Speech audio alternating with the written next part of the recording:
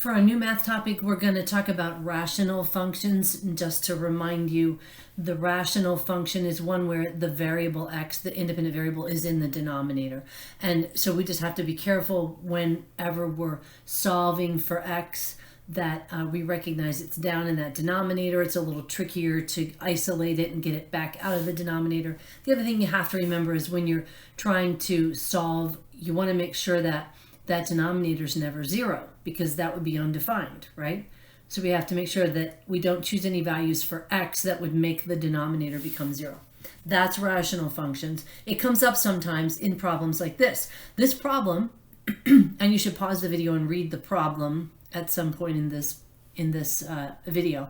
But when it comes to designing packaging, the ratio of surface area to volume is something that engineers look at to determine the efficiency. Have we used the material efficiently, and have we packaged whatever it is we have to package efficiently so that we've used as little surface area as possible to contain the volume that we have to contain. So this company is trying to replace this smaller rectangular prism tin with a larger one, but they want to know if they've gotten just as efficient or maybe more efficient by changing over to this.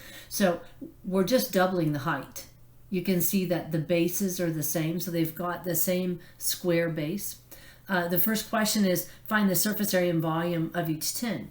And so we're going to have to remember what's involved in calculating surface area. So we'll just kind of put 2 columns here. The old tin, if you recall, surface area has a base and a top, and it also has these 4 sides.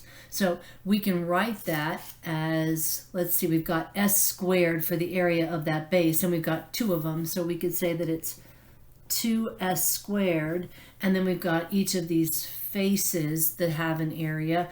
There are 4 of them, and they're all length times width, so s times h, and there are 4 of them, so I could say 4 SH. And so that's a way to express the surface area of the old tin. Its volume would be the area of the base times the height. Okay, so the area of the base is s squared and the height is h. Okay, so let's go and look at the new tin here. We've got a surface area, the same, 2s squared. And then we've got 4 faces here. Our height is the only thing that's different. So we've got 4 times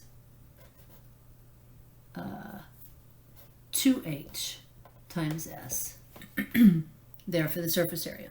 So we could simplify that and say that's 2s squared plus 8hs.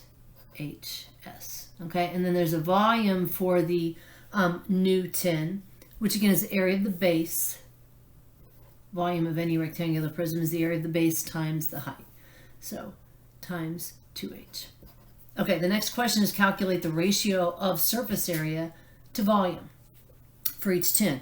So if we want to do the ratio of surface area to volume of the first tin, we're just going to write 2s squared plus 4sh over s squared h. Okay, we might be able to simplify that a little bit. So let's think about that.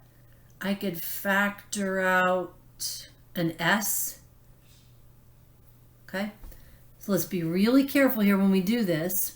I'm going to rewrite this as s times 2s plus 4h.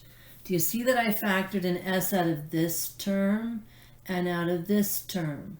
So if I were to write it back, I would write 2s squared, multiply it back, plus 4hs, which is what I started with, over s times h. The reason I wrote that denominator that way was so that you could see that I could cancel this out and write this simplified as 2s plus 4h over sh. Now, some of you might wonder, hey, can I cancel the h with the h? You cannot, because there are 2 terms up here in the numerator, and the h would have to be present in both terms in order for you to cancel. That's one of the things that's tricky about rational functions. Okay, so that's the old ratio. The new one, we're going to kind of divide up here. The new one, surface area to volume ratio, would be 2s squared plus 8hs over s squared, we'll put a 2 there, h. Okay, we could simplify that, I think. I think there's a lot of h's, sorry, s's, and a lot of 2's. So let me write this as numerator 2s times s plus 8hs. If I divide it out at 2, I'd have a 4. And if I divide it out an s, I'd have an h. All over same denominator, 2s squared h. Okay? Do you see some things we could cancel out? A 2 and an s, and one of those s's cancels out. So this thing becomes s plus 4h over, let's see, there's still an s there and there's an h. S, h. Okay, let's compare these two ratios. That's really the last question. What do the ratios tell you about the efficiencies? This old tin had a ratio of 2s plus 4h over sh. The new tin had a ratio, surface area to volume, of 1s plus 4h over sh. So which of these ratios is a greater or a larger ratio? Well, everything's the same except that number right there. There's 1s here, there are 2 there.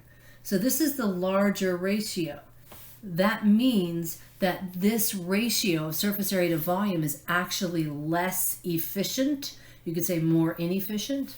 So this new packaging with the taller popcorn tin, the taller rectangular prism, is more efficient because it has a reduced ratio of surface area to volume.